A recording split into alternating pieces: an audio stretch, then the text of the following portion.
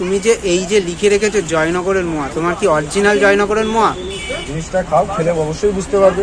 খেয়ে আমার পক্ষে কথা বলতে হবে না। যদি খারাপ হয় খারাপ বলবে, যদি ভালো হয় ভালো বলবে। দেখুন আমি দিচ্ছি এক পিস, খাও। এটা কি জয়নগরের মোয়া? জয়নগর স্পেশাল, জয়নগরের স্পেশাল মোয়া, তাই তো? দাদার এখানে কিন্তু 3 রকমের কোয়ালিটির মোয়া আছে। দাদার এখানে আজকে যেটা মোয়া রয়েছে 20 টাকা পিসের, সেই মোয়াটা একটু ট্রাই করে দেখুন। দেখুন আজকে ভালো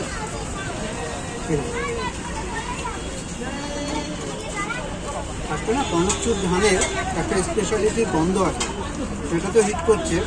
সাথে জয়নগরের স্পেশাল নলেন গুঁড়ো আছে, নলেন গুড়েরও কিন্তু একটা ফ্লেভার আছে মানে।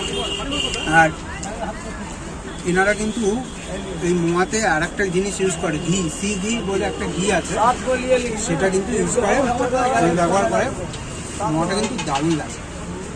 আমি একবার বলবো, যারা টালিগঞ্জ উত্তম কুমার মহানগরে আসো, একবার দাদার দোকান থেকে তোমাদের যেমন সাথে 10, 15, 20 মোয়া খাও, তারপরে বাড়ির জন্য।